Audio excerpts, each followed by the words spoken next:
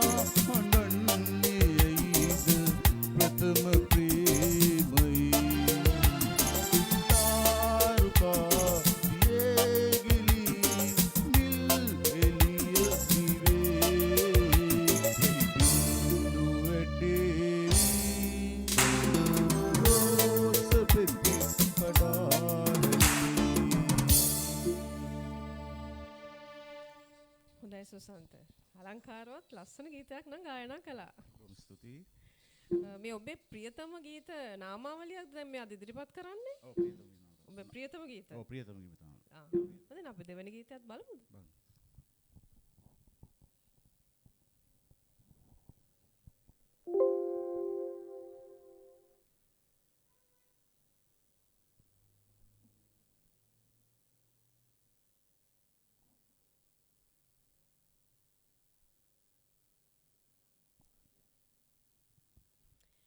දැන් ඔබේ රැකියාවත් එක්කලා පරස්පර විරෝධී නේද සංගීතය? ඔව් බොහොම පරස්පරයි. නමුත් ඔබේ හැකියාව උපරිමයෙන්ම ගායනයට තියෙනවා කියලා නම් තේරුණා. පළමු ගීතයත් එක්ක ඒක හරි සතුටුයි. හරි අපි එහෙනම් දෙවෙනි ගීතයට යමු.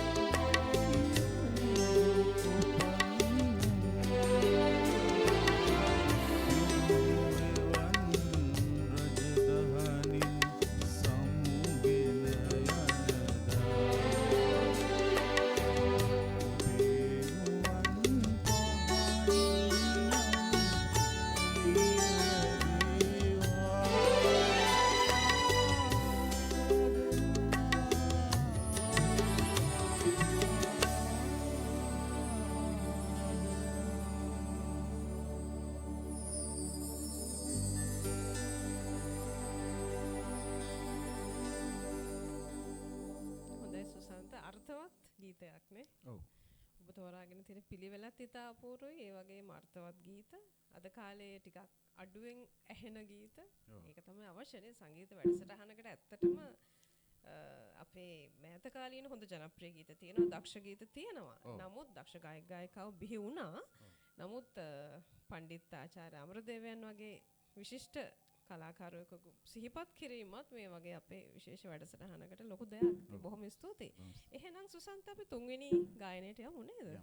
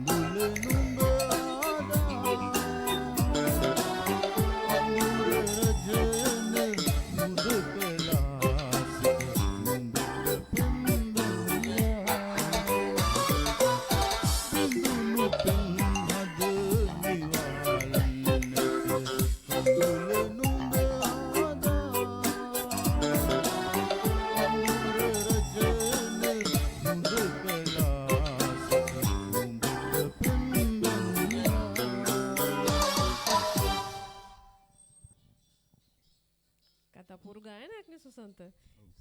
එහෙමනම් අපි ඊළඟ ගීතයත් බලමුද? ගීතයත් බලමු.